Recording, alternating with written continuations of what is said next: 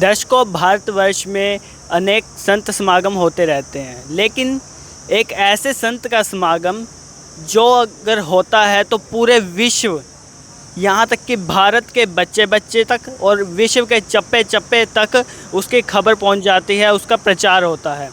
संत रामपाल जी यह समागम साल में 6 से 7 बार करते हैं और इस समागम का जो प्रचार होता है वो बहुत ही बड़े स्तर पर होता है। इन समागमों में अनेक तरह की व्यवस्थाएं, अनेक तरह की सुविधाएं जो हैं आने वाले श्रद्धालुओं को दी जाती हैं। तो अब जो है जून में 9, 10, 11 जून को जो है समागम होने जा रहा है कबीर प्रकट दिवस के उपलक्ष्य में, जिसका इनविटेशन हमें भी आया था, जिस कारण आज हम यहाँ पर पहुँचे हैं। आज है 7 जून। आज हम आपको यहाँ पर तैयारियाँ किस तरह से जो है समागम की तैयारियाँ चल रही हैं इसके बारे में आपको दिखाएंगे, क्या क्या तैयारियाँ हो चुकी हैं और किस तरह से जो है तैयारियाँ यहाँ पर की जा रही हैं। तो चलिए चलते हैं अंदर और दिखाते हैं आपको क्या क्या तैयारियाँ हो चुकी हैं। अभी भंडारघर पूरा खाली है, पर यहाँ पर जो है सेवाएं चल रही हैं, तैयारियाँ चल रही हैं, समागम की पूरी तैयारियाँ चल रही हैं। यहाँ पर कुछ श्रद्धालु बैठे हैं जो यहाँ पर सेवाएं कर रहे हैं, सेवा में जुटे हुए हैं। यहाँ पर एक श्रद्धालु खड़े हैं हमारे साथ, सेवा में लगे हुए हैं, इनसे पूछते हैं। नमस्कार सर। नमस्कार जी। क्या नाम है आपका? सुशील दास। सर समागम की क्या तैयारियाँ चल रही हैं, कुछ बताएंगे हमें? परमात्मा संत रामपाल महाराज की दया से सभी तैयारियां चल रही हैं। यहाँ पे लड्डू जलेबी का प्रसाद बनने जा रहा है, जो 9, 10, 11 को भंडारा है और पूरे विश्व को निमंत्रण है कि अब सारे श्रद्धालु आएँ और भंडारे का प्रसाद ग्रहण करें। ये जो भंडारा है कितनी संगत आने का अनुमान है आपको? संगत का कोई आइडिया नहीं है जी, लाखों के हिसाब से संगत आती है। अगर यहाँ पर लाखों के हिसाब से संगत आ गई, आपका भंडार घर तो छोटा पड़ जाएगा। संत रामपाल जी महाराज की दया से जहाँ तक आपकी नज़र आती है वहाँ तक हमारे पास पूरी व्यवस्था है, कोई दिक्कत नहीं है स्थान की।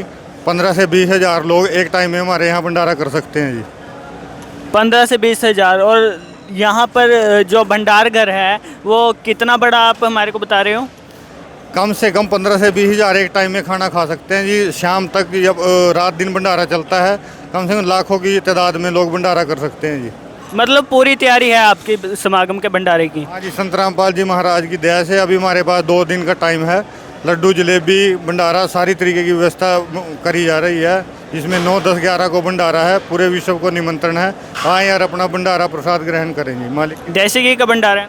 हाँ जी, हाँ जी, देसी घी का जी। यहाँ पे डालडा किसी चीज़ का इस्तेमाल नहीं किया जाता है, यहाँ ओनली देसी घी का ही इस्तेमाल किया जाता है जी, परमात्मा की दया से। आप कह रहे हो यहाँ पर लाखों श्रद्धालु आएंगे, तो उनका खाने की व्यवस्था कैसे होगी? संत रामपाल जी महाराज की दया से जितने भी मालिक ने आज तक भंडारे किए हैं वहाँ पे किसी प्रकार की कोई कमी नहीं रही है। परमात्मा ने द्रौपदी का चीर जब बढ़ा दिया था तो परमात्मा क्या नहीं कर सकता, परमात्मा कुछ भी कर सकता है। मालिक की दया से यहाँ पूरी तैयारियाँ हैं, पूरी व्यवस्था है, किसी प्रकार की कोई कमी नहीं रहेगी। सर हमने देखा है कि कहीं भी भंडारा होता है वहाँ पर कभी तो चावल की कमी पड़ जाती है, कुछ भी भंडारा कम पड़ जाता है, और यहाँ पर तो हज़ारों की, यहाँ तक कि आप कह रहे लाखों के संख्या में श्रद्धालु आ रहे हैं, तो उन पे भी तो भंडारे की कमी पड़ सकती है ना? संत रामपाल जी महाराज की दया से, परमात्मा की दया से यहाँ पे किसी प्रकार की कोई कमी नहीं है। चाहे लाखों क्या कितने ही लाख लोग आ जाएं, परमात्मा की दया से यहाँ पे कोई कमी नहीं पड़ेगी जी। संत रामपाल जी महाराज की दया से हम जो लड्डू जलेबी बनाते हैं, परमात्मा की दया से वो भंडारे के बाद भी बच जाते हैं। लोग जो सेवक जन है वो 10-10, 15-15 दिन खाते हैं। ये कहाँ से बढ़ते हैं, ये परमात्मा की दया ही है। हमारे को इसके बारे में कुछ नहीं पता। आपको भी नहीं पता कहाँ से बढ़ते हैं? भगत जी हमें कुछ नहीं पता, परमात्मा कुछ भी कर सकता है। परमात्मा कहाँ से बढ़ा देता है परमात्मा को ही पता होता है। बनाने वाले तो आप हो, आपको पता होना चाहिए कितनी संगत आएगी, किस हिसाब से हम बना रहे हैं। सर हम जिस हिसाब से बनाते हैं उसके अलावा भी अगर संगत आती है तब भी परमात्मा बढ़ा देता है किसी भी चीज़ को। हाँ, परमात्मा बनाने वाले हैं, परमात्मा ही अपना हर चीज़ को बढ़ाते हैं जी। जी सर, धन्यवाद। सर साहिब जी।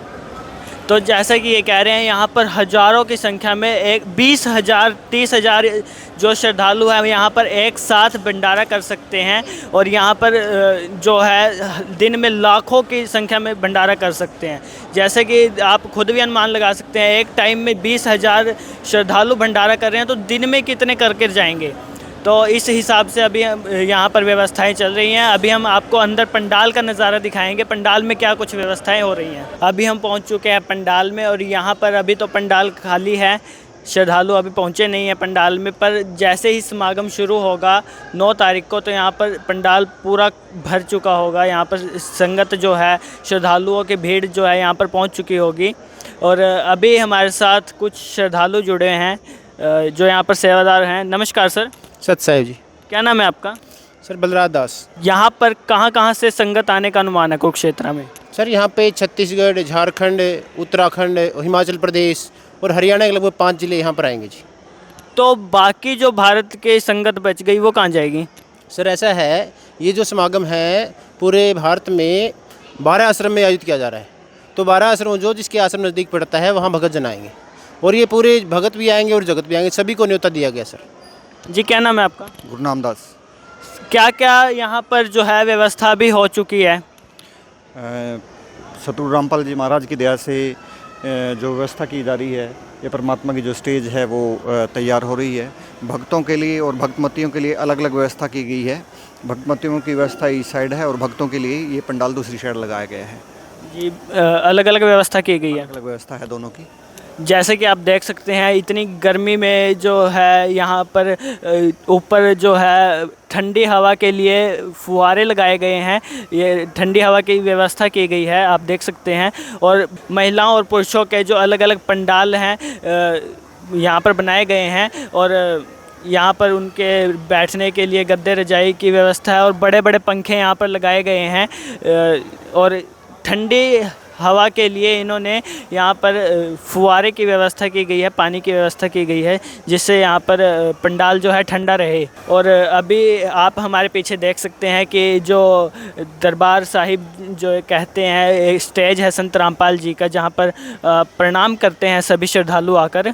वो कितने सुंदर तरह से जो है सजाया गया है, काफ़ी सुंदर इसे सजाया गया है, फूल पत्तियों से इसकी सजावट की गई है। और यहाँ पर संत रामपाल जी की फ़ोटो लगाई गई है, प्रतिरूप यहाँ पर लगाया गया है, और समागम की पूरी यहाँ पर तैयारी की जा चुकी है। यहाँ पर प्रणाम करने के लिए श्रद्धालु आ रहे हैं। जी सर, रुकिए। नमस्कार सर। नमस्ते सर, समागम के दौरान क्या क्या कार्यक्रम रहेंगे? यहाँ रक्तदान शिविर का कैंप लगाया जाएगा, और हमारे महाराज जी जो है कि यहाँ पर शादी विवाह जो बगैर दहेज का शादी विवाह करवाते हैं, और सारी व्यवस्थाएं इतना अच्छा लगता है कि जैसे लगता है कि हाँ स्वर्ग लोक हो, सतलोक हो। ऐसे महान जो है कि संत को हम चरण में बार बार प्रणाम करते हैं कि ऐसे लोग इस धरती पे आएँ, ताकि इस धरती का जो है कि धरती को स्वर्ग बना दे। और क्या कार्यक्रम रहेंगे यहाँ पर? हाँ, आध्यात्मिक ज्ञान के प्रदर्शनी लगाई जाएगी। यहाँ पर हर लोग जो है कि अध्यात्म से जुड़े रहेंगे, ताकि सब लोग अच्छी तरह से अध्यात्म के बारे में जानकारी प्राप्त कर सकें। तो आपने देखा कि यहाँ पर किस तरह के कार्यक्रम होने वाले हैं, और किस तरह की यहाँ पर व्यवस्था हो चुकी है, और किस तरह की व्यवस्थाएं अभी चल रही हैं। तो आज के लिए इतना ही। धन्यवाद। आप ऐसे न्यूज़ की टीम आपको यहाँ की अपडेट्स देती रहेगी। तो अभी के लिए धन्यवाद।